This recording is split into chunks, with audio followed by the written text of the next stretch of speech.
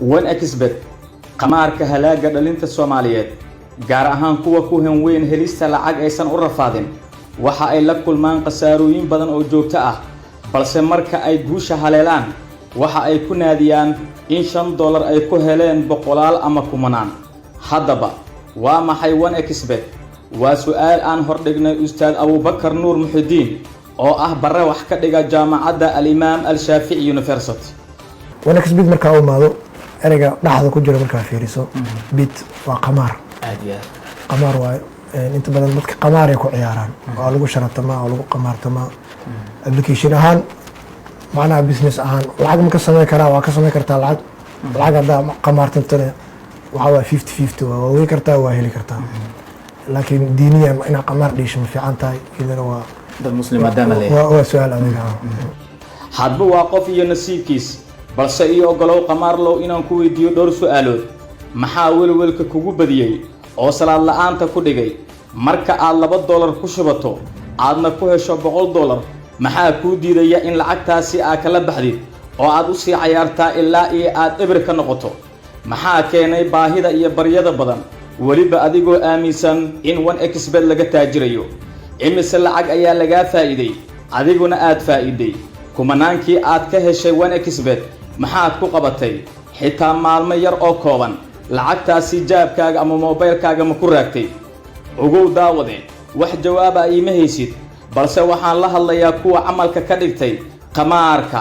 aniga ayaa ku siinaya jawaabta waa qamaar waa camal shaydaan dembi la galo midka ugu weyn ee alla kaaga carooda shaqo la'aanta iyo baahida joogtada ah ee ku haysa waxaa ku horseeday abkan aad camalka ka dhigatay haddaba su'aal diini ah oo la hordhigay Sheekh Abubakar Xasan Maalin daaciga weyn waxa uu leeyahay sidan waxa ka mid ah applicationada hadda soo baxay OneXBet ka midka loo yaqaan oo dhalinyaranadii shaqo la'aan ka wada dhigay oo qof walba gidaarka intuu la fariisto darbiga la fariisto OneXBet ka waa qamaar la casriyeeyay diyaaradu maanta oo dhan haatinahay mar gaariyo ordisiinahay marba waxbuu samaynahay lacag uu dhiganahay mar asaa laga dilanahay marna asaa wax dilanahay waa xaaraan waa tii nabigeena sala allahu calayhi wasalam uu lahaa fattaquu llaha waajmiluu fi dalab war ilaahay ka baqa meesha aad wax ka raadinaysaan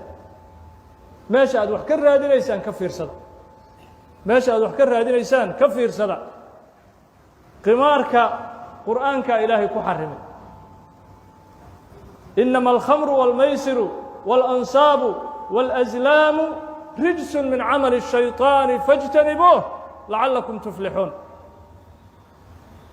الميسر وحن هذا أبليكيشن كان لسودك دكسنا أيوه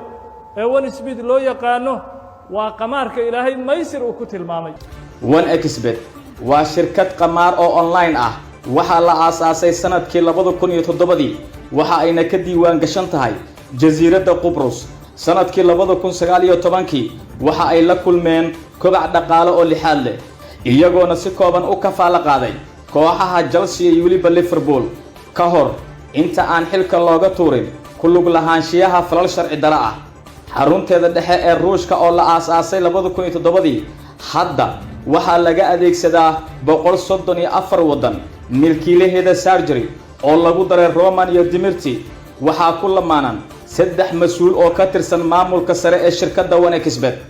markii hore waxay ahayd kasiino Russian ah waxa ayna ballaarisay joogitaanka internetka 2014 iyadoo ay kaashanayso book marketka Bob waxa ay ilaalisaa howlgallada Malta oo lagu daray Qubrus iyo waliba Abuja oo Nigeria bishii January ee sanadka 2022 OneXBet waxa lagu kiciyay dacwadooyin ka dhan ah shirkadaasi iyo waliba shaqti bixiyaashii taas oo wali furan website-keeduna waxa uu si toos ah wali uga shaqeynaya qadka internetka